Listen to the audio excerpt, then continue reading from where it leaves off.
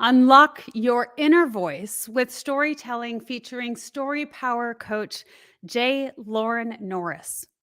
Ready to live your best life? In this electrifying interview, StoryPower Coach J. Loren Norris shares the secret to unlocking your inner voice through the power of storytelling. Discover how crafting a compelling narrative can reduce stress levels, boost mood, and help you overcome obstacles.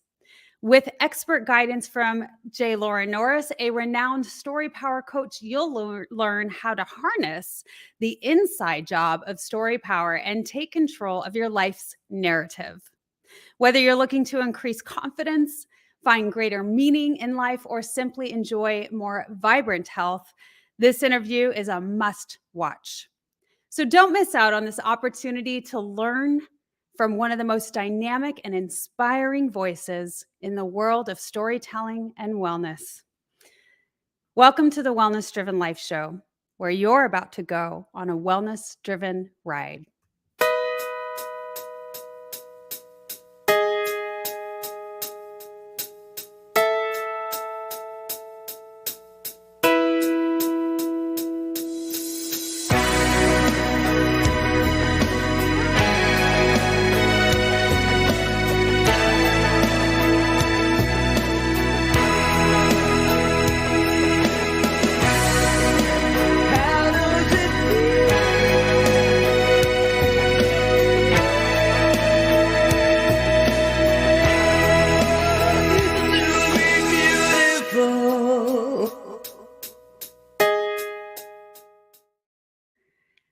Welcome to the show. Everyone, today is a very special day. It's Memorial Day.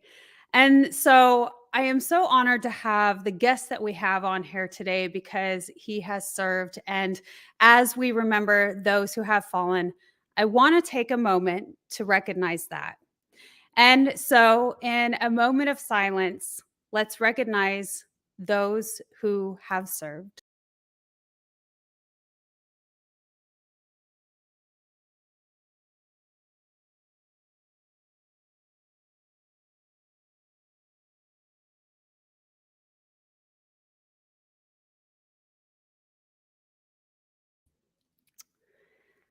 So today, instead of reading the biography of our guest today, I'm going to allow him to share for himself how incredible he is. So please help me welcome J. Loren Norris.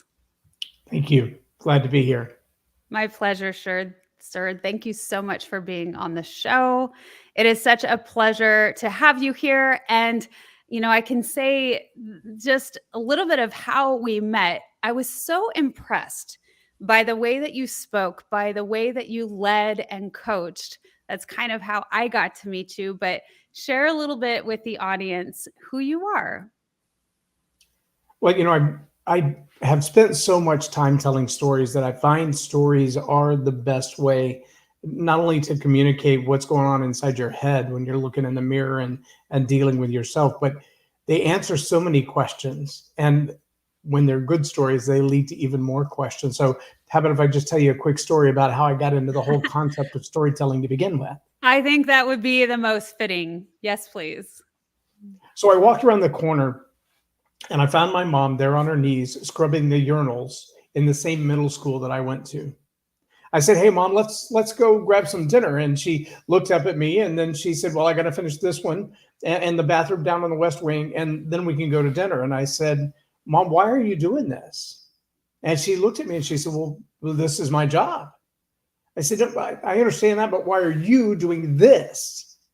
And she said, "Son, I dropped out of high school. This is the best job I'll ever have."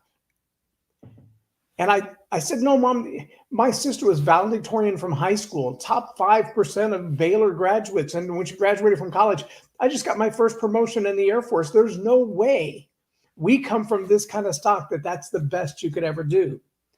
Well, the Air Force sent me off to Honduras shortly after that. We didn't have dinner that night, by the way. But while I was in Honduras, I got a call from my aunt.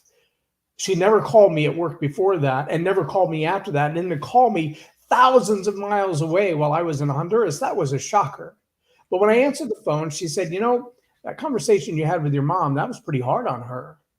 And I'm thinking, this doesn't sound good. To get that unexpected phone call from an aunt from so far away and long distance and international. Holy cow! Is she okay? She said, well, yeah, she's okay. We had a long conversation though. It really hurt her heart. We decided together to go back to night school and get our GEDs. And I was like, yes. And she said, but the Mr. Barton wouldn't let mom have her GED. And I'm like, what do you mean wouldn't let her have it? She said, well, he told her that her grades were so high and she was such an academic superstar that if she would push a little harder, she could actually get her high school diploma. And I was like, okay. I mean, I don't know what good that is now, but go for it.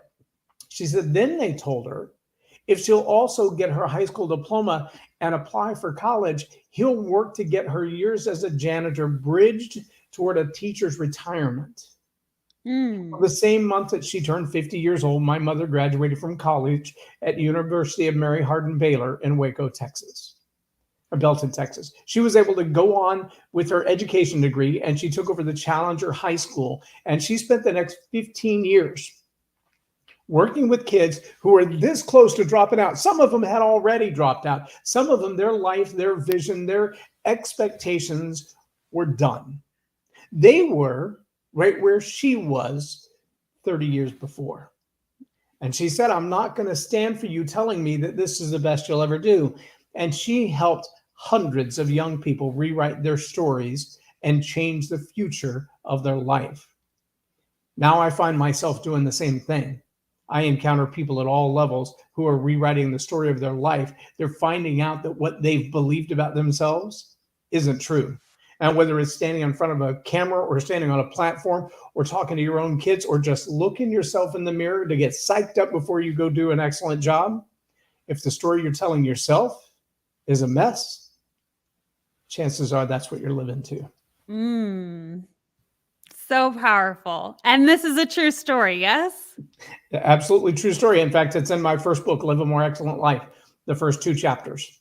I love that. And it makes such perfect sense. And it answers the question I was going to have is how did you get started in the process and the beauty of storytelling? And you do an incredible job, and this just is it. It's such an incredible story that you have to share it. It's so powerful that it can move and inspire so many people.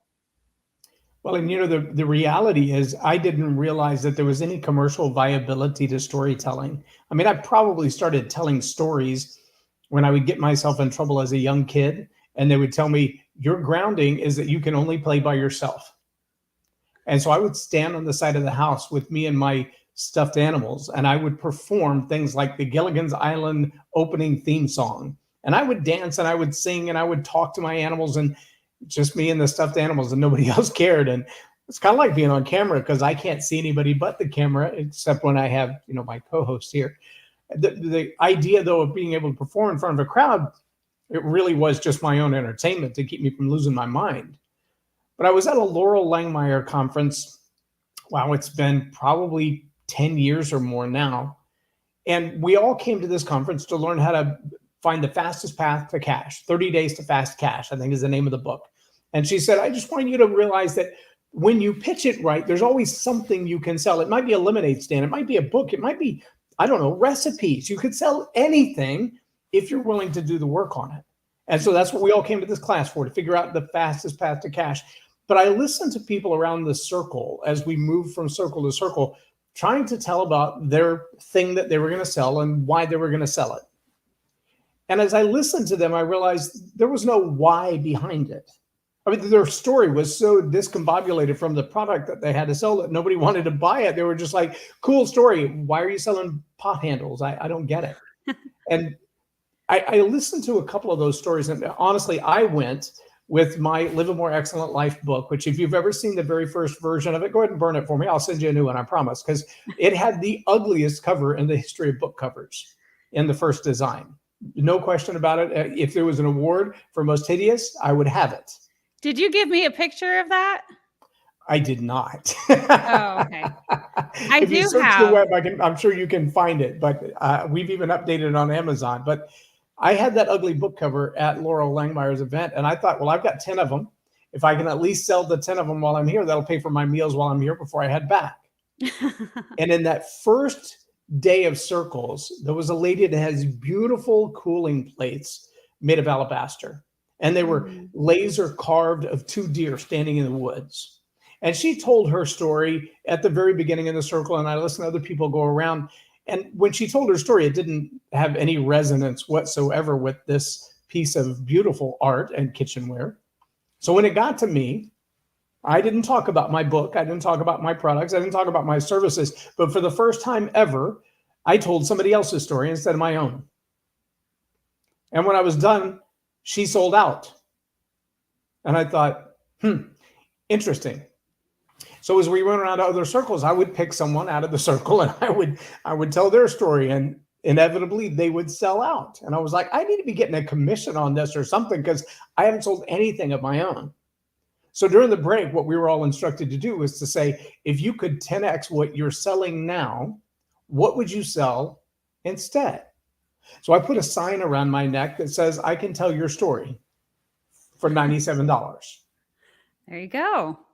I didn't sell out, but I sold enough to pay for my food and my hotel and my airfare home. And I came out of it with a couple of coaching clients as well. And I didn't realize until then, not only did I have a knack for telling stories of my own to be self-entertained, but I had a way of hearing other people's stories and finding the connection, not just a punchline, but how do you make that story profitable? And that has been a natural gift, I guess, but I've spent a whole lot of time since then honing that skill, listening to other people's stories, and always asking the question, why does the audience care? Yeah, and I've seen you do that, and you did an incredible job. Really mind blowing what you can take and how you can navigate it to where the audience is sucked in. I think even just like the story you shared just now on the show about your mother, I was very drawn in. It's easy to do that when you're a great storyteller. And it's the emotion behind that, right? And I love how you went, and you really were learning and understanding the human language, right? And how we interact and what we are drawn to. When you went to these conferences and you were seeing and observing what that was, and that people didn't listen to stories that didn't really relate or have the emotion, but they would buy into something that did. Well, I think for a lot of people, the challenge is, and you may have heard me say this before, nobody goes to Home Depot to buy drill bits. Nobody. Because nobody collects drill bits. I mean, it's not like the little tiny spoons, which I just recently heard baby spoons are outlawed. Who knew? But little baby spoons apparently are somehow related to doing drugs, and so they're considered drug paraphernalia. My grandmother had 800 of those silly things, but now they're outlawed, so you can't have them. But people collect those. They would buy them on purpose. All right. And all of my adult life, I cannot remember. Well, I take that back. Until recently, I never bought a drill bit because I wanted a drill bit. Never. And most people don't buy drill bits because they want drill bits. And the reality is, people get on stage or they start writing a book or they start a show, and what they want to do is tell their story. And the reality is, they want to tell their story because it's cathartic. It feels good. It makes you feel good to tell the story. Now, the challenge with that is sometimes telling your story is like buying drill bits. Nobody really wanted it when you started. And so until they can figure out why they want it, and that's where a lot of people miss. They tell what feels important to them. And they never ask the question, why does the audience want to know my story? What does it matter? And so they tell the story because it makes them feel good. And the sad reality is sometimes the only relationship the story has to the people in the audience is the ones who can say, oh, I feel for you. Oh, great. So you got a little pity. Awesome. Right. Oh, what good was that? Or for people to say, oh, that makes me angry. I want to go smack that person in the head for what they did to you. Or, can we send donations somewhere? And if those are your motive and those are the reasons that you want to tell your story, then, rock on. But what really people want out of their story is like when we go to buy drill bits. So if I can tell you a story about my drill bit, Yes, you can. So we recently bought a new house. Nice little town in the middle of nowhere outside of the Dallas-Fort Worth metroplex on the lake. Cute little house. It's a barndominium. And the guy who built the barndominium had the foresight to build these beautiful tile walk-in showers. And when I say walk-in shower, my wife and I can both get in the shower and do jumping jacks. There's that much room in the shower, which is really cool. I don't know that we would ever do that, but you could. But he also didn't Not while it's wet, you can't. Yeah, I don't not advise. wise. Not wise. But he also didn't put a wall or a place to hang a shower curtain. And so when the shower gets wet, it's not just the shower that gets wet, it's the whole bathroom. And I had this fear that I was going to step out of the shower, crack my head on the toilet, and be found by the EMS laying naked in the floor. And that fear kept me awake at night. I do not want to be found by the EMS laying naked in the floor. The last thing I need is volunteer firefighters dragging me out of the floor. Not a visual image anyone should ever have to withstand. And would you say when you've served in that way, you do have a fear? You develop this fear of, I will never be found like this? Oh, we've drugged people out of burning cars and literally had to cut their pant leg from the ankle all the way to the waist to expose everything, looking for a bleeding femoral artery or something of that nature. And so, you're taking their life in your hands, but the last thing you want to do is invade their privacy or leave them with no discretion. And when someone is incapacitated and they're counting on you to save their life, there's a lot of discretion that's required. Unfortunately, I've worked around a lot of people that they don't have that level of discretion. They don't have the professionalism, the maturity to say, I'm not going to tell you what I saw. In fact, there's a guy right now who's doing really well on his social media channels by telling stories of the EMS, of people that he's found in questionable situations. And he's just telling the story like it really is. And some of them are appalling, but they're humorous, and he tells them in a humorous way. And I'm thinking, I would hate to be the person that he's telling that story about. So I had to have a solution. And the solution was I had to build a half wall. So I went to Home Depot and I said, listen, here's what I got. I got this big shower and I want to put glass on one side of it so the water stays in the shower. He said, okay. I said, now my problem is the whole shower is built of ceramic tile, and then that tile is glued to concrete. So I need somehow to attach this wall to that tile. He said, well, there's some great glue for that, but it's not going to stay with glue alone. You need some anchors. Okay. Tell me about anchors. He said, well, if you've got to go through masonry and concrete, you need a very specific kind of a bit. I said, a bit? He said, yeah, a drill bit that's made to drill ceramic tile without shattering it. Okay, I didn't know there was such a thing. And that day, for the first time ever, I bought a drill bit because I had to have that specific drill bit.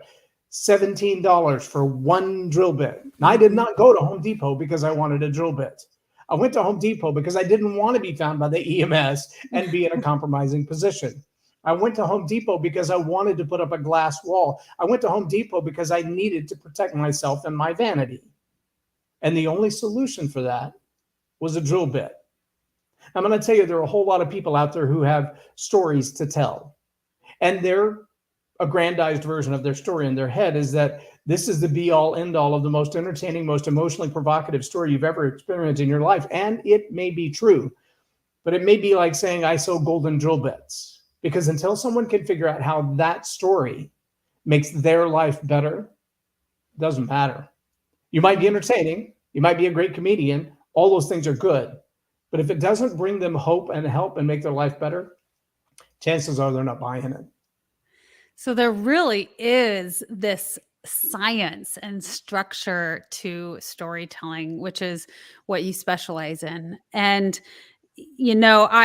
I didn't really understand that until I started speaking more and learning more and watching people speak, and started to learn that science just a little bit. I certainly have so much more to learn. But you're right. You've talked about how you could lead somebody to feel sorry for you.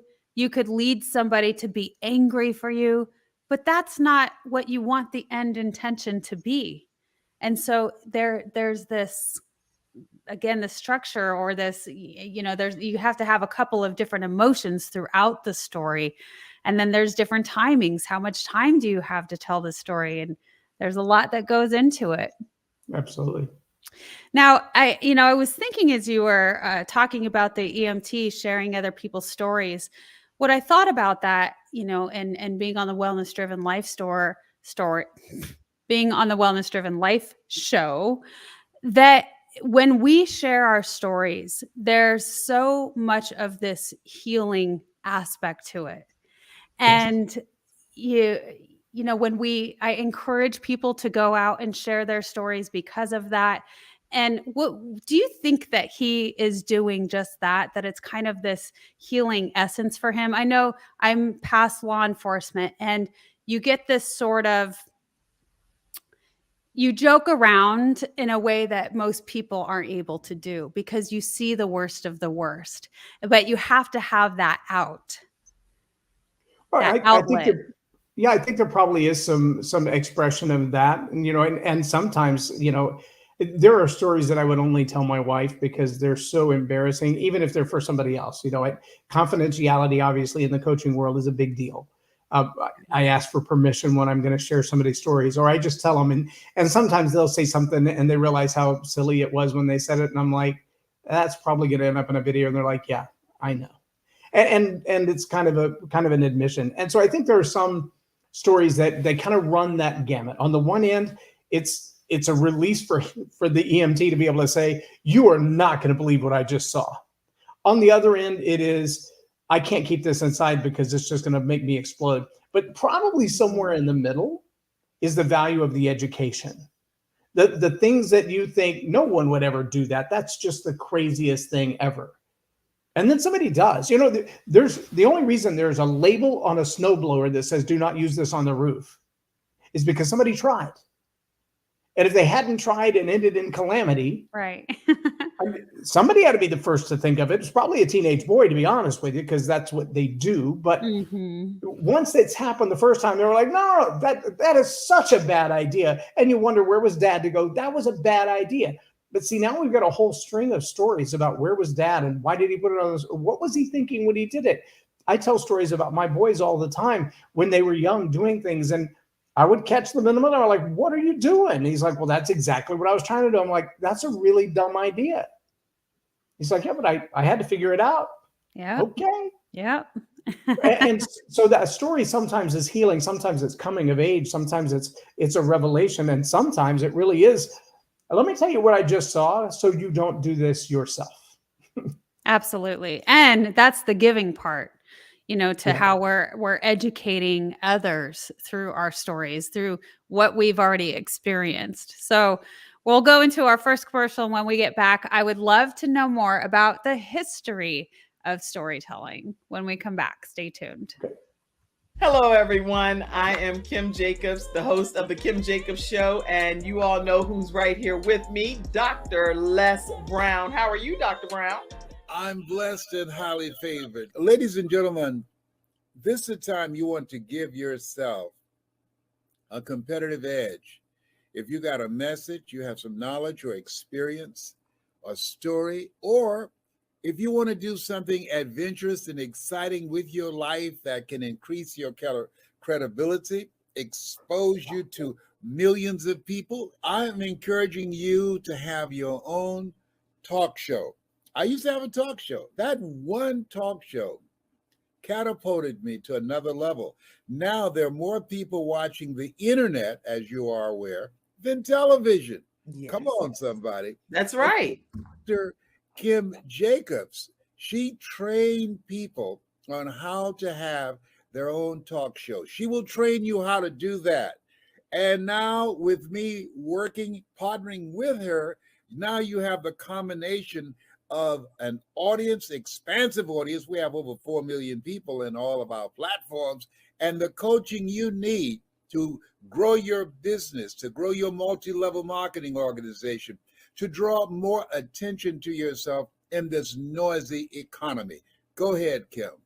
So in the training that I do, Les, I actually do a 6-week training. It's 1 hour per week. And each week I meet with the individuals one-on-one. We go through and we talk about all of the things that's necessary for a show to become a reality. We go from how to actually identify your focus area, what's going to be your ideal customer that's going to be tuning in. We'll talk about how to get guests, how to get sponsorship, how to go about getting your lighting, your branding, and your banners, and everything that you need to know. And guess what, Les? They own their own content at the end of the day. And that's exciting. Now, if you're ready to create a shift in your business and in your life and increase your cash flow, I want you to go to KimJacobsConsulting.com. It's right there on the screen, KimJacobsConsulting.com. You know, people say opportunity knocks on every door. Right. No, opportunity stands by silently waiting for you to recognize it. So I want you to recognize that this is a time for you. This is an incredible time to have your own talk show. It establishes a level of credibility. Yes. And by being exposed to people on a regular basis, it allows you to strategically begin to impact and attract your audience. She can take you in a place in yourself that you can't go by yourself. So go to KimJacobsConsulting.com. That's KimJacobsConsulting.com. Did I say KimJacobsConsulting.com? Yes, you did. Very good. Make sure you go there and sign up for the coaching, and we're looking forward to working with you. You have something special. You have greatness within you. That's my story, and that's Kim's story, and we're sticking to it. Bye for now. Bye-bye. All right. So when we start talking about story power and the narrative that we lead, I wanted to bring in a little bit of your knowledge on the history of speaking and telling our stories, because so many people, and you know this is why you have the profession that you do, but so many people, it's a huge fear. It's almost as if humans have this innate fear of wanting to get on stage and speak in front of a crowd. Can you tell me a little bit about your knowledge in that? So I think it was Seinfeld, and I'm not sure if Seinfeld was the original quote or not, but in one of his stand-up routines, he said, you know, the number one fear in the world is not death. That's number two. The number one fear is public speaking, which means at a funeral, most people would rather be in the casket than speaking the eulogy over it. That's a strong, strange reality, but it's true. And I run into a lot of people. In fact, it's a strange dichotomy, because on the one hand, I run into people who say, I feel like I have a story to tell, but I want somebody else to tell it. Well, that doesn't have the same weight. Yeah. And then I run into people who just say, help me write the speech that sells. I want to write the speech that sells. Just that one speech that, you know, like Les Brown. If you've ever heard, you got to be hungry, you've already heard, you got to be hungry. Mm-hmm. And that speech doesn't change a lot, but the audiences do. Yeah. And that speech has been told millions of times all over the world for both great revenue and great impact. Because it's like listening to, I don't know, Ice Ice Baby, the one hit wonder. Yeah. Ice Ice Baby didn't have 47 other songs. Vanilla Ice did one or two songs that were worth listening to. And it's the repeated story that has the impact. But once you've heard it, you want all your friends to hear it. And guess what you want them to hear? You want them to hear the same thing you heard. So a well-told, well-rehearsed, well-practiced, well-crafted, crafted is extremely important, story can have some really long legs. But not everybody has the ability to tell their story in a well-crafted, long form, like Les Brown tells his. There are a few people, Les Brown, Bo Eason, and James Barber, a few other people who have done what I would call the one-act play on stage, where they can take and spin their life into a long, singular story. Yeah. And it has great impact, and it reaches a lot of people. But for people who want to imitate that, that's a lot of work with just one story. Here's what I find with most people, though. The amount of time that it takes to answer a question is on average about 2 to 2.5 minutes. That's kind of your max. And as TikTok continues to rewire the brains of young people, that 15 to 30 seconds, that's really the answer they're looking for. They Yeah. ask you a question and they get a Harry Potter novel. They stopped listening a long time ago and you're still talking. And at some point they're going, why are you still talking? They're not listening to the relevance of your story. They're not listening for the impact of your story. They're just still talking. So I learned it from Dale Carnegie. I guess it was about 2004. I went through the Dale Carnegie course the first time. Then I became a Dale Carnegie coach for the next 5 years. And what he You calls liked in that, his, did you? say it again? That Dale Carnegie stuff? Yes, I did. I coached that for 5 years. Yeah. And his magic formula is how to tell the story in 2 minutes. And he gives some really clear outlines in it. You can find it in the How to Win Friends and Influence People. Yeah. And in the Strictly Business course, we walked people through it repeatedly. I use a very similar format to that. I hold his storytelling process in high esteem because it was never about public speaking. It was kind of the backhanded way to get people to speak better in public. And here's what I learned. People who have a fear of public speaking usually don't fear public speaking. What they fear is being rejected. They fear saying something silly. They fear people looking at them and going, is that really true? And so that fear of the shame, the fear of the rejection, the fear of not being accepted, the fear of what they have to say being forgotten or coming out all wrong. We've heard songs written about it for decades. Yeah. What I do find, though, is that when you squeeze a pineapple, ketchup doesn't come out. When you squeeze a pineapple, what's in it is what comes out.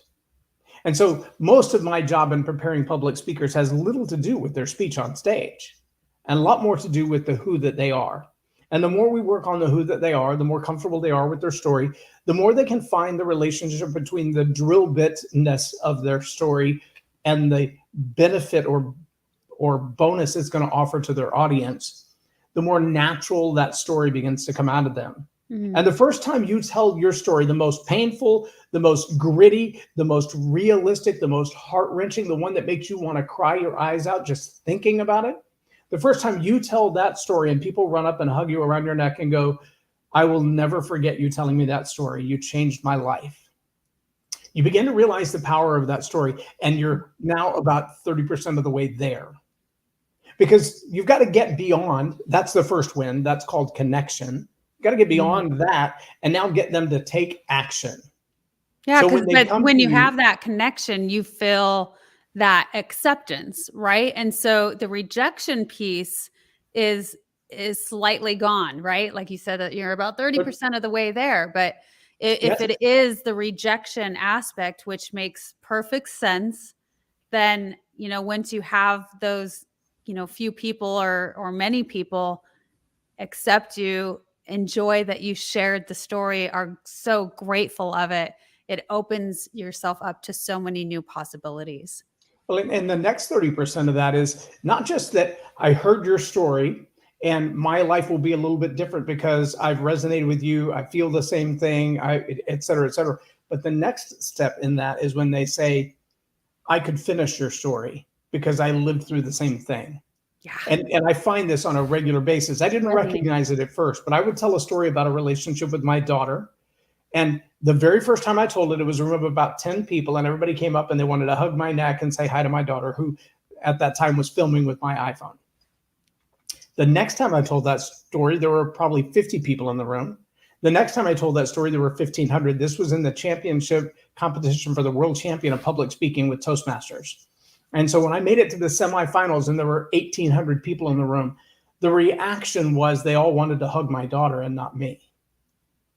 Because they saw the healing in our relationship, but they saw the victim in her. And our society, unfortunately, really celebrates victims right now. But the people who resonated with her status as a victim in that story saw themselves as a victim. And so the first level of connection is your story connected with me. I feel what you felt, that it was well told, et cetera, et cetera. The next level is when they say, I see myself in your story.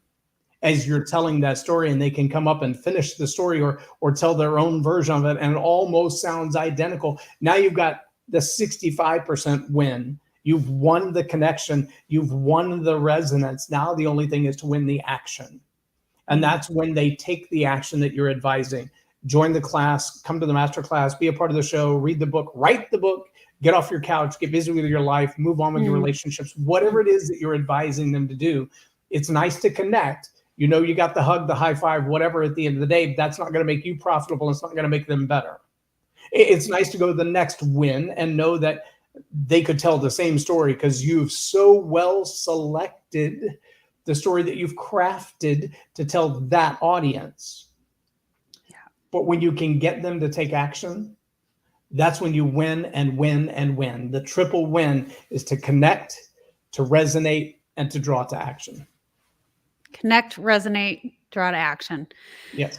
I love it. And I'm keep rotating throughout a couple of your websites because I want people to make sure they can reach you.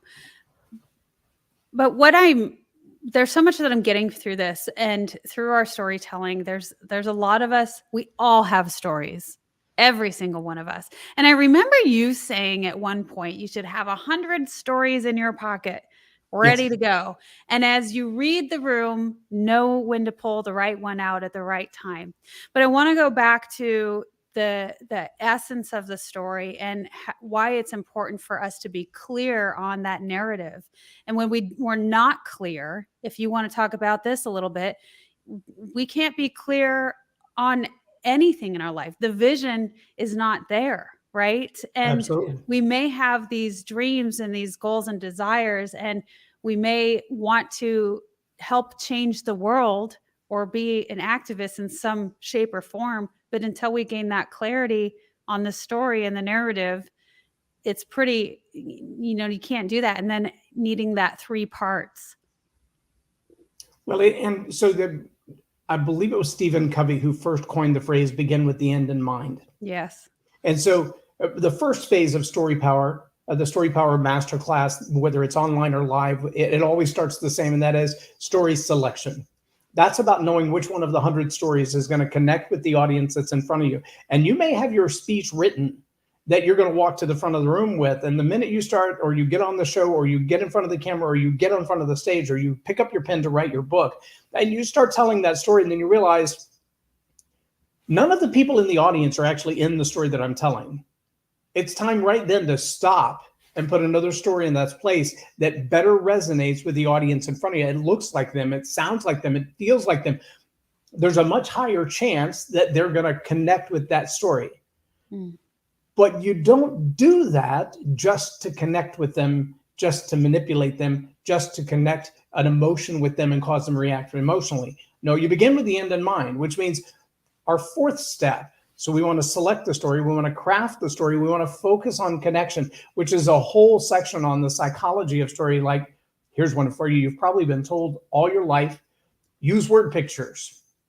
I could demonstrate for you why word pictures are traumatically dangerous. But the last step is to lead the narrative. And what do I mean by that? We need to understand that every story is its own narrative, but every story stacked together creates a meta narrative, and that meta narrative drives people in a direction of behavior. If you've watched a series of ads on cars or homes or the place to live or the right vacation trip or which airlines to take, they tell you a story from the very beginning, but most of them also have a series of 4 to 7 ads that are sequenced together. Some of them are designed for the 15-second spot or the 30-second spot or the 1-minute spot, but they all kind of lead you down the same path, and they're intentional. News stories do the same thing. Great narrators in a television program or a long-form movie will do the same thing. They lead you down a path to a conclusion. It's not necessarily persuasion or manipulation in a negative form. It's just, we want you to draw a conclusion, but the reality is a good storyteller doesn't tell you the conclusion. They draw you a map to get there. They expect you to finish the gap.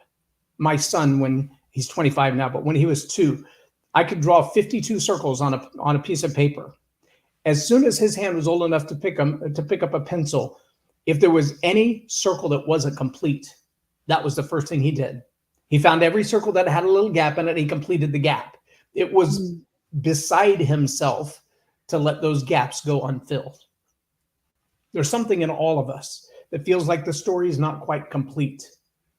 And when a great storyteller takes us down that path, we have an idea where that's going to land. And in all honesty, listen to the best comedians, whether it's Jerry Seinfeld or Judy Brooks or Judy Carter, any of them that teach on comedy. And here's what they tell you. The premise is the setup. The punchline is when you have a setup that leads you another direction and the punchline goes another way. It's like 1, 2, L. You're like 1, 2, L. No, it's 1, 2, 3. I know 3 comes after L. And so when you're storytelling and you're leading them down a path, you want them to come to that conclusion. But when people own the conclusion, nobody can argue with them. When you give it to them, they might even question it. But if you lead them down a path where they own the conclusion, they're like, this is what dawns on me when you say those things. Great. Now you have ownership of the answer. It's not mine. It's yours. And if you've had that connection and you've had that resonance, and now you've led them to a narrative that they own. They're like, I have to do something. Great. Now all I have to do is offer you something to do, and we have business together. Tell me why it would be important for anyone, all of us, let's say, not necessarily somebody who's going into the speaking world or in corporate or in sales, but anyone on any level. Why would it be important to own your narrative? Okay, so there's a couple of things going on there, and I'm going to pull back the kimono just a little bit and let you know, as a father of 4 and a grandfather of 10, some of the narratives that I see in the public school system today, some of the books that the little kids are bringing home, I'm like, I mean, maybe you've seen some of the videos that are floating around on social media where parents, teachers, pastors read from the books that their elementary kids have brought home from the school, and the school board says, no, you can't say that out loud in public. Well, then why can my 5-year-old read it? You can't say that on the nightly news. There was one of those recently where somebody actually was holding up the book and they cut to commercial after blurring the page. So you can't show that on TV. It's like, well, then why would you give it to my elementary age kid? Right. If it's not right for the grown-ups to see it, why would you give it to somebody who doesn't have a filter to block it out? That is a narrative. That is a collection of stories strung together to lead you to a conclusion that they want you to have on your own. And so you own it, i.e. you're responsible for it, which means you'll take action on it. But when you're 7, when you're 10, when you're 13, you're taking action on people's advice that sounds good in the moment. I remember a comedy routine where somebody said, Dad is great. He gives us a chocolate cake. Well, but it has milk and sugar and all these eggs in it. I mean, it must be healthy, right? No, it's not. That collection of things together becomes something very toxic. And there are stories that are being fed to our children, to our leaders, to our families, to our teens. If you don't think StoryPower has a direct impact on mental illness, on mental health of our teen girls right now, go spend 25 minutes on TikTok. Yeah. And if you're not ready to run your own head into a wall, you've missed something. But the self-esteem attack, that's a narrative. The you're not good enough attack, that's a narrative. The identity, that's a narrative. If you look in the mirror and you don't know who you are, that's a problem. But the problem is that there's a counter narrative that's destroying self-esteem and confidence and family relationship. You can't trust your parents. Don't tell them anything. Tell your school teachers. Tell your school counselors. That's a narrative. And in my book, in my opinion, that's a problem. Parents should be the first line and the last line of defense for their own kids. Not everybody agrees with that. I get that. You have your right to your opinion. I have a right to mine, even if I'm wrong. But the story is the narrative.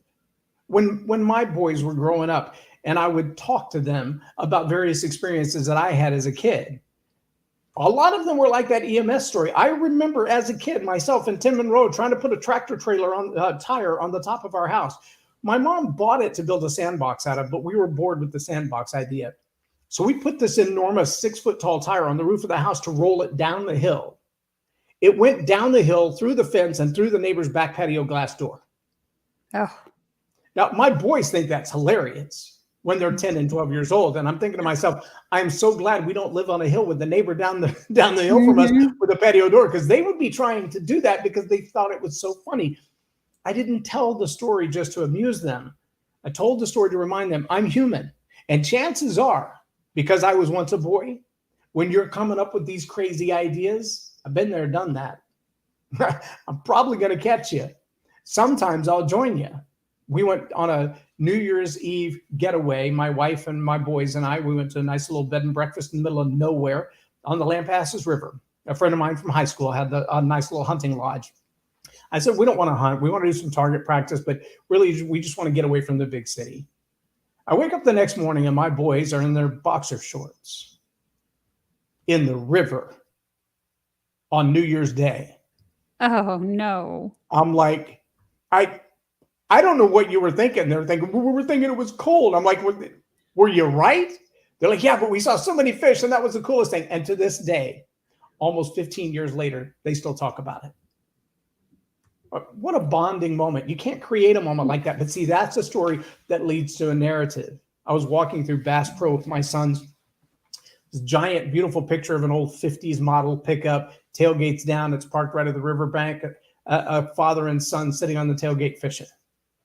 And I tapped my son on the shoulder. I'm like, is that cool or what? He said, yeah, but you never took me fishing like that. Ouch. Yeah. It's a narrative. Mm-hmm. It's a narrative. And so those things that we do together, like both of my boys, one of them already has his motorcycle. In fact, he has 3 of them now. The other one is, it's almost paid off. He will have his motorcycle soon. And one of our determinations is to ride the Pacific Coast Highway together. Why? Well, because I've had motorcycles as long as they've been alive. And they want, before I'm too old to ride anymore or can't or won't, they want to ride a long road trip together. And they're now at the age that we're all just about capable of doing that. It's kind of a window of time we have right now. That's a narrative. That's a story that we tell together. It's a story we tell about our family. Our family has a story of faith, of patriotism, of service, of doing for others. Yeah. That's our narrative. That's our story. As a storyteller, it doesn't matter if you're talking about the school board or mom and dad at the dinner table. The stories you tell about the family that you have, those are a narrative. And if you've selected those stories well enough, you can drive the direction of your family for generation after generation. We know this because even in some of the oldest religious texts, what we know is that those stories were passed down before there was such a thing as writing. Yeah. Before the hieroglyphs, these stories were passed down from generation to generation. Stories are immensely powerful. They are. Even if they're lies. Yeah. Very, very powerful. I want to bring in some photos and I would love for you to share about them. So I was sitting at dinner and this guy sits down next to me. We were invited to an awards banquet dinner and didn't know anybody there except the lady who was hosting it because she was a coaching client of mine. I'd been helping her work on stories and tell the narrative about her business. She's since gone on and someone else has taken over the ministry because she's no longer on this earth. But in the work that she was doing, she had run into different people all over the planet. And this guy sat down next to me, never seen him before, looked like he had just walked off the football field with the Dallas Cowboys. He is enormous, big, big guy. Probably one of 3 African-American people in the entire room. And he got seated at the same table with me. And we sat there for probably 2 hours after the event was over, swapping stories. Imagine that. I can't imagine. This is a guy who's traveled all over the world, all over the United States, done all kinds of stuff in the world of politics and teaching and education, has his master's degree in education, graduated from the University of Iowa as a D1 football player. I mean, he's done some stuff. And he had this pin on, looked just like that one. And I said, what's with the pin? And so he began to explain the journey that he went on to get it. Well, over the next 3.5, 4 years, we did a lot of work together. We drove in an RV across the country. We drove in box trucks across the country to train veterans on how to launch their own logistics business. We've done events in downtown Dallas, Texas, and the Oak Cliff right after the shootings and after the George Floyd events, where we brought together young people and police officers and asked the question, what if we all just said we want to go home tonight? What if we start there? We had roundtables with law enforcement officers from all over the country, led by this gentleman. At the end of it all, he asked me, how much volunteer work do you think you've done? And I said, well, I've been volunteering at one particular high school for over 10 years. I've been to the Congo to train parliament leaders. I've been to Cuba to train ministry leaders. I've been to Brazil to train business leaders. I've done quite a bit of volunteer work.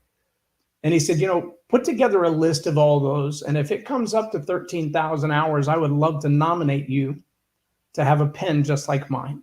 I don't have it on this jacket. I have it on the one that I keep in my garment bag because I want it to go everywhere that I go. And I wear that Lifetime Achievement Award from the President of the United States as a badge of honor and to remind me you're here for other people, not for yourself. If I don't die a millionaire, I'll be sad that I didn't have a great amount of wealth to leave behind for my kids in the monetary way. But if I leave them a wealth of knowledge and wisdom and compassion, and they're better people because of the impact that I've had on their life, I win. And I think it's true for everybody that I impact. If I walk out of your life and you remember me because I made your life better, I win. That's all I want. Yeah, absolutely. That's awesome. Congratulations on that. Incredible. And these are your books, yes? Yes, 5 of them. There are 2 more in the works. And actually, there's a companion to that, Learn to Roar Leadership. There's one called Learn to Roar Communication. And so that's another one. Attitude Hack is probably one of my most challenging pieces. That one and the 2 Learn to Roar books have been at a state of about 85% completion since 2018. I'm a marinator. I'm one of those guys that if I were to switch camera angles, you could see I have 2 bookshelves that are probably 6 foot wide. They're floor to ceiling built-in bookshelves, and every shelf is stacked 2 deep, and some still have books on top. I'm a voracious reader, constantly studying, reading everything that I can get my hands on. And I study things in the area of communication and civics and politics and religion and faith in all of those areas, but I really focus on how we communicate. And Dr. Caroline Leaf has a quote that I think is extremely powerful. She said, attitude is what you think about how you feel and how you feel about what you think. So it doesn't really matter whether you think first or you feel first. Where those 2 things come together, that's your attitude. Well, we know that attitude is contagious. In fact, I say it this way, there's nothing in the world more contagious than an attitude. Not even a common cold is more contagious than an attitude. But what is it that shapes our attitude? The answer is the narrative. Well, where does the narrative come from? The collection of stories that we've heard and believed. Well, where do those come from? Well, some of those come from inside of us and some of those come from outside of us, which means our attitude is all about the story we tell, the things that we believe, the narrative that we follow, and how we choose to feel about that. Yeah. So I would say that that's what you do. And correct me if I'm wrong, but you really help people shift how they tell their story about themselves and, envision what they want to continue that to be and how they continue to tell the story. Absolutely. And if you already have a vision for where you want to go, and in the first book, Live a More Excellent Life, I talk about the importance of vision. And I recall a song by Tracy Lawrence where he says, paint me a Birmingham, little house on the edge of town, a porch all the way around, put her there, and the front yard swing in a cotton dress, make it early spring. And the lyrics of the first verse of that song are so picturesque. If I were to ask you, have you seen that in downtown Dallas or Houston or downtown Atlanta? People would be like, well, no, you would never see that in any of those places. But you might see it in the countryside of any small town, America. You might see that house with the porch all the way around. But here's what I find to be true. Most people can tell you that, and they'll tell you that from a memory they've experienced. They're recalling something they've experienced, and most people have a fond memory of that scene, even if they've never been there. But let me tell you the more magical part of that. The reticular activating system in the brain is that thing that doesn't know the past from the future. It doesn't know the present from 10 years from now. It also doesn't know the truth from a lie. And when you paint pictures, the reticular activating system begins to look for that picture that you've painted until it becomes a reality. Zig Ziglar said it's the green Buick theory. Nobody has a green Buick until you buy one. Now everybody has a green Buick. When we can paint a picture in our minds that is so picturesque that other people go, I've seen that, I know where that's located. When you come to that space in your life and you realize, I've been talking about this for years. Now I'm here. And my family had a moment like that. We pulled up in front of an old log cabin that a guy had built from the ground up. It was for sale and way out of our price range. But everybody in the car, when I pulled up to it and we looked at it, they went, that's Birmingham, Dad. You've been talking about it for years. It was in the middle of Northeast Texas somewhere. But they recognized that that was the dream. That was the vision that we had all talked about for years. They knew when we arrived at that place that this is the place we were striving for. When a good storyteller can build a narrative that paints a picture that drives people to the vision, then that narrative really does drive them in the direction of that. And when they can see this is what life would be like if you got it all together, if you took the action that I'm recommending, if you do what has to be done, say no where you need to, say yes where you need to, your life could look like that. That's the purpose of the narrative. And that's the purpose of selecting the stories that connect with the people that drive them down the path to get them to that place. But if you don't know where you want to take them, right, you can't get them there. Right. Attitude is usually the biggest obstacle to getting anybody there, because it's the attitude that connects them to their old confirmation bias and their old belief systems that are all jacked up. It's the story that causes them to go, hadn't really thought of it like that. Now we're getting somewhere, because now you realize you need a drill bit. Let me give you the drill bit. Absolutely. And, you know, really the way that we give back and we serve each other is through that. Yes. And so I wanted to show too, these are the next two books that are coming, or no? Actually, both of those books are done. The one on the right is the 5 Battle Positions of a Happy Wife. My wife wrote that book. The one on the left is the 5 Battle Strategies of a Victorious Warrior. And so part of our narrative, part of our story, in fact, if you've got time for another quick story, I can share this one with you to really put it in context. You have time for another story? Yeah, let's do it.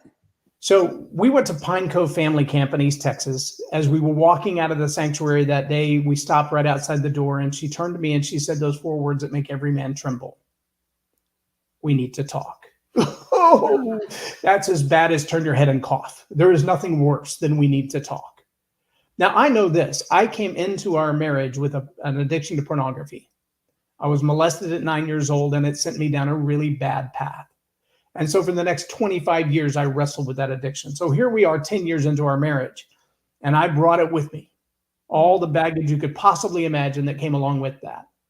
I also knew that I was fat and unlovable. It was proven by all the relationships that had gone bad in my life. I probably sabotaged every one of them up to that moment. In fact, I had tried several times to get her to go away, even after 10 years of marriage. And so I figured at the end of this day, when we need to talk, it's going to sound something like, I'm done with you. I put up with all I can handle. I can't do this anymore. I found somebody better. You're right. You're fat and unlovable. I'm moving on. And I think that was more than I could handle emotionally. I spent the rest of the day somewhere between I'm angry and I just want to throw up. We sat down on the bed at the end of the night. She looked me in the eye and she said to me, when you tell me that you're fat and unlovable, you're asking me to believe a lie. I know everything that you've done, and I have forgiven everything that you've done. I know God sent you to be a gift to me. I love you just like you are, and I need you to see you the way I do. Oh. Those words saved our relationship, saved my life, probably in a very literal way. There's a real good chance I would have walked away and put an end to myself if I had lost her and my kids at that point. This September will be 29 years. That's so beautiful. And the power of vulnerability, right? And I wanted to bring in this picture because this is a picture of you with your wife. Yes. And you can tell a little bit about this photo as well, but I thank you so much for being vulnerable and sharing that story. Well, this particular photo was December of 22. when my wife and I went to the 10X Stages event that Grant Cardone and Pete Vargas had put together as part of the Great American Speak Off. And I won a golden ticket in Dallas and went to the semifinals and competed in the final. I think it was 32,000 people eventually had entered that event. And we were down to the final 150. So I made it to the final 150 in Miami. And part of that included 5 days of training with Pete Vargas's team on stages and stage presentation, developing your signature talk and that kind of thing. So my wife went through that training as well, even though she says about 10 words a year. she doesn't talk much, huh? Here's a great picture. And that was at the Gaylord Texan right after I spoke to the Texas PTA. They had their state convention there. I'm actually slated to speak there again in July of 23. So, but we took that picture that Sunday afternoon and had a great time that day. And she got to sit in the back and record the class, and it was really good. I love that you share that, and that you've shared. If my wife wouldn't have said that to me, I'm not sure where the marriage would have been. And there's something about having a partner alongside you that is exactly that for you when you feel your worst, because we're human and we're not always going to be cheery and happy and feel great, but to have somebody alongside you that is wanting to tell you, hey, I love you for who you are, and I know that this isn't you right now. Or I just thank you so much for sharing that. Absolutely. So again, I want to make sure that everybody knows how to find you. And one of your websites is www.storypowermasterclass.com. And as fitting as it is, the label of that. And then www.jlorennorris.com. That is JLORENNORRIS.com for those of you who are listening. Most of you are going to be watching the replay. And so I also want you to know that all of this information is in the description below. So be sure to check that out. And if you have questions and comments, leave them in the comments section and we will return that. Jay, it's been a pleasure to have you on the show. Is there anything else that you want to share with the audience today? I do. Just one last quick story. In January of 22, we did the StoryPower Masterclass up in Allen, McKinney area. And there was a young lady that was in that class, and she knows I tell this story, so it is with permission. About halfway through the class, I noticed she wasn't taking notes anymore. She'd been taking very copious notes. And I looked up and she was sitting with her arms crossed with a very angry look on her face. And so I stopped the class and I just looked at her. I said, "What's going on?" And she said, "I just realized that my husband used stories just like you in court to take custody of my kids from me. Oh. And I'm really feeling triggered and angry and taken advantage of right now." Mm-hmm. And so I stopped for a moment and I said, "I want you to get a mental picture real quick. We're standing on a cliff and I'm going to push you. And then I'm going to jump right behind you. And I need you to answer the question, do you trust me? Because I'm the only one with a parachute. Now, if you believe that I love you, that I care about you, that your best interest is my best interest, then embrace me and we'll get through this together. And if you don't believe that, then I understand. But before you answer that question," and I asked my wife to come out of the control booth. She was doing all the video production for that day. And I had her walk right over to the young lady and I said, "Karen, do you believe that I love her?" And Karen said, "There's no doubt in my heart."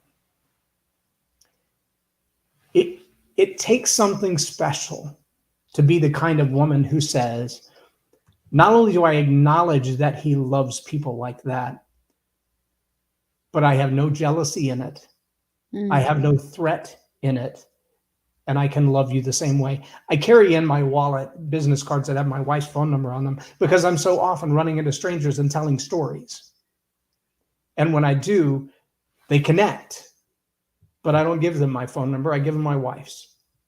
And I say, before we go any further with our relationship, I want you to know, especially if they're young women, I want you to know that there's a woman in this world who cares as much about you as I do. And that's my wife. And I think that's an integral part Smart. of what we're called to do. And Yeah. it's the most impactful thing that we can do. I can also tell you that young lady is now a raving fan everywhere. I see her every network event, every other event that I've spoken at. She runs across the room to hug my neck. There was somebody else in that class that day who is a multi-degreed professor and minister. And she stopped and she said, I've never seen anybody stop a class to accept criticism and correction and still carry on with the same compassion they started with. I'm blown away. Yeah. Right. These are narratives. These are stories that we tell ourselves. These are belief systems that we've carried around all of our life. And I promise you, at some point in your life, you've been telling yourself a story that simply isn't true. And you need to rewrite it. You've been telling other people a story about you that really isn't true. And you need to rewrite that one. And you have a narrative in your head of what your life will look like when, and it isn't true. And you need to rewrite it. But there's no one who can write the story of your life like you can. No one can be a better you than you. So select the right stories. Craft those stories well. Connect with other people who have a similar story. Give them the hope for a future through a great narrative. And you will leave a legacy that money couldn't even begin to buy. Ah, that's beautiful. And I'm so glad that you brought that story up because it's true. We do have our own beliefs and stories based on our experiences. And even if we're going into something that's supposed to be in our benefit, it's easy to be blocked by those belief systems that we've had. So you're absolutely correct. Create your own narrative, rewrite it, and make it worth it. Make it beautiful, you know? Absolutely. And so I'm so glad that you brought that up. What is next for you, J. Loren Norris? Because you have written so many books. You've got a couple more in the works. What is the next big thing for you? Well, I have a meeting tomorrow night to talk about one of the television programs that we're going to launch called Lead the Day. And so I'm meeting with the network executives tomorrow evening to talk about what that will look like and who's going to pay whom and how that will all come together and when. I've got another one that we've already filmed the first 6 episodes of Lead the Narrative. It will be exclusive on a different network.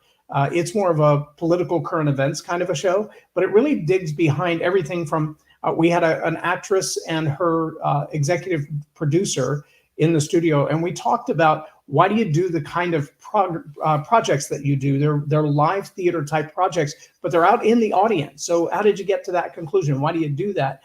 And the way that they talk about storytelling is profoundly unique.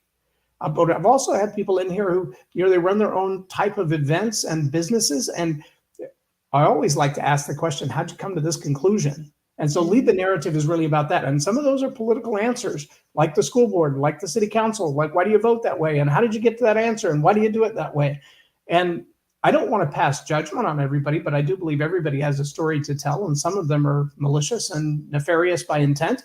And some are just careless. But we should be bringing all of them to light. So Lead the Narrative is a new program that'll be launching this fall in a couple of different networks. Lead the Day, I'm not sure how soon that will be on the air, but it will be a whole different project. So it's all about storytelling. It's all about getting the stories of other people out to the mass public for people to hear and see, and giving people a chance to expose their stories so others might find hope in them. Right. With the intent, With intent. Absolutely. Be Ah, intentional about your story, not reckless. yes, yes. And I don't know what your ROAR acronym is, but I know that you're kind of in alignment with that, is that you want to lead people, coach people into that, correct? So let me give you that real quick because I think you'll love it. It's right up your alley. Okay. The first R is be relevant. Yeah. How many times have you heard somebody tell a story and you're like, I don't know why you told me that. I heard a guy one time start his speech with, I'm going to tell you a little story because I hear it's a good way to open a speech, but it really doesn't have anything to do with what I'm going to talk about, but I'm going to tell you a story anyway. And when he was done, I was like, can I get 9 minutes of my life back? It had nothing to do with what he was teaching, and it had nothing of relevance to me at all. So the first R is be relevant. It is the currency of the information age. The second is ownership. And that is, if it's not your story, shut up.